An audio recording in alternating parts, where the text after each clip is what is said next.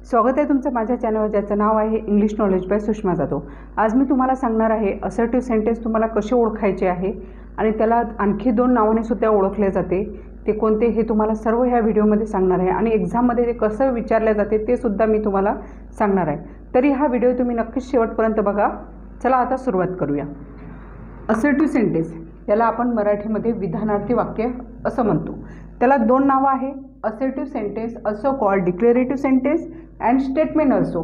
म्हणजे त्याला जर पेपरमध्ये विचारलं असेल, असर्टिव्ह न विचारता तुम्हाला जरी डिक्लेरेटिव्ह दिलं असेल तरी ते असर्टिव्हच राहणार आहे। म्हणजे दोन त्याला नावं दिलेले आहेत, तीन आहे सॉरी, असर्टिव्ह, डिक्लेरेटिव्ह आणि स्टेटमेंट। बरेचदा पेपरमध्ये स्टेटमेंटसुद्धा दिलं जाते, तर मुलं इथं कन्फ्यूज होतात, तर लक्षात ठेवायचं आहे तेच आहे सेंटेन्स। आता ते कसे ओळखायचे आहे हे तुम्हाला मी यामध्ये सांगते आणि त्या अगोदर त्याचे दोन टाइप्स पडतात, अफर्मेटिव्ह आणि निगेटिव्ह। अफर्मेटिव्ह असं कॉल्ड पॉझिटिव्ह सेंटेन्स, हे लक्षात ठेवायचं आहे। दोन टाइप्स, अफर्मेटिव्ह आणि निगेटिव्ह। अफर्मेटिव्ह असं कॉल्ड पॉझिटिव्ह सेंटेन्स। आता ते कसे ओळखायचे ते आपण बघूया। ज्या सेंटेन्सची सुरुवात हे कशाने होणार आहे, सब्जेक्टने। इथं आपण बघूया, तर शी राईट्स अ लेटर। ज्या सेंटेन्सची सुरुवात तुम्हाला सब्जेक्ट असेल, त्यानंतर व्हर्ब किंवा हेल्पिंग व्हर्ब असेल आणि त्यानंतर सगळ्यात शेवटी तुम्हाला ऑब्जेक्ट आणि त्यानंतर फुल स्टॉप। म्हणजे यामध्ये जर तुम्हाला पाहायचं असेल, आयडेंटिफाय जर सेंटेन्स करायला लावलं असेल तर यामध्ये काय येणार आहे, subject plus verb plus object आणि शेवटी काय राहणार आहे, फुल स्टॉप राहणार आहे। यावरून ह्या सेंटेन्सची तुम्हाला काय होणार आहे, ओळख होणार आहे। शी राईट्स अ लेटर, म्हणजे यामध्ये सुद्धा सब्जेक्ट, व्हर्ब आणि ऑब्जेक्ट असं दिलं आहे। यामध्ये कठीण काहीच नाही आहे, ओळखायला काहीच भारी जाणार नाही आहे। तर आता हे सेंटेन्स पेपरमध्ये तुम्हाला असं दिलं राहते, शी राईट्स अ लेटर, हे अफर्मेटिव्ह आहे की निगेटिव्ह आहे हे सुद्धा ओळखायचं आहे। तर यामध्ये नॉट नाही आहे, याचा अर्थ हे सेंटेन्स अफर्मेटिव्ह आहे आणि पेपरमध्ये इथंच दिले राहते हे सेंटेन्स निगेटिव्ह कसं करायचं आहे, ते याकडे लक्ष द्यायचं आहे। तर हे सेंटेन्स निगेटिव्ह करायला जेव्हाही विचारतात तेव्हा तुम्हाला ही, शी, इट, तेव्हा काय डू, डज हे आहे सिंपल प्रेझेंटचं सेंटेन्स। तर ही, शी, इट आणि एनीवन, नेम, म्हणजे हे सगळे थर्ड पर्सन सिंग्युलर सब्जेक्ट आहे।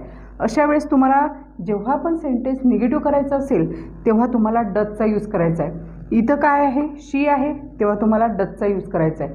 Third person singular subject, this time we are using does and plural subject means they, we, you and plural all plural subject, this time we are using only do when you make this sentence into negative. आता आपण बघूया, तर she writes a letter हे negative करताना डजचा use करायचा आहे। तो कधी करायचा आहे ते आपण बघूया।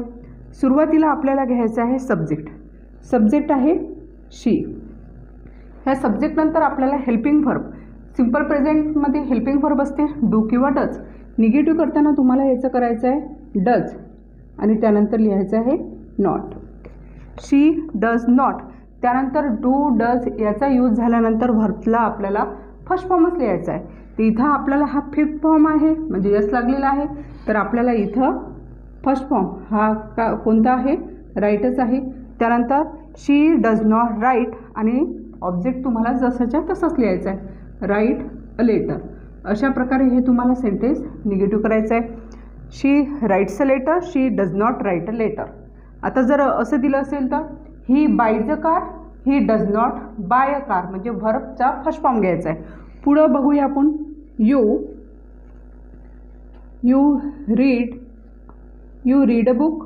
आता हे कसं करायचं आहे तुम्हाला एक लक्ष द्या, तर यू असेल तर तुम्हाला कशाचा यूज करायचा आहे, यूचाच करायचा आहे आणि यू असेल तर तुम्हाला डूचा यूज करायचा आहे। यू डू नॉट, त्यानंतर फर्स्ट फॉर्मसुद्धा तोच आहे आणि थर्ड फॉर्म, म्हणजे आपल्याला माहीत असेल हा फर्स्ट फॉर्मही आहे, सेकंड आणि थर्ड तिन्ही फॉर्म आहे।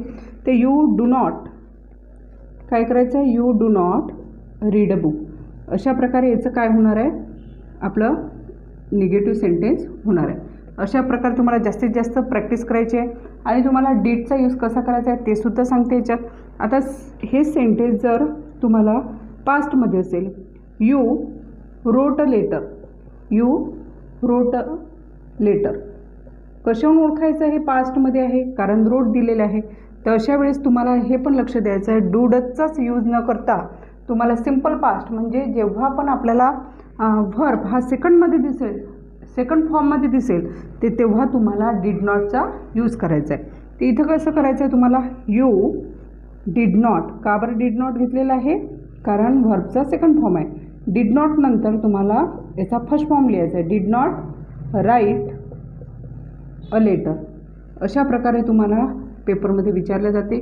सेंटेन्स दिलं राहणार, फक्त तुम्हाला हे ओळखायचं आहे हा कोणता आहे, राईट्स आहे, सिम्पल प्रेझेंट आहे. तर असे सेंटेन्स दिसल्या डू आणि डज ते केव्हा ते सांगितलेलेच आहे. आणि जेव्हाही सेकंड फॉर्म दिसणार डिड नॉट, म्हणजे याचा अर्थ हेच आहे, डू डज आणि डिडचा यूज केल्यानंतर तुम्हाला व्हर्बचा फर्स्ट फॉर्मच यूज करायचा आहे, हे लक्षात ठेवायचं आहे. अशा प्रकारे तुम्हाला त्याचे टाईप्स किती पडतात, त्याचे कोणते नावं आहे, हे सगळं तुम्हाला लक्ष देऊन हा व्हिडिओसुद्धा पाहायचा आहे.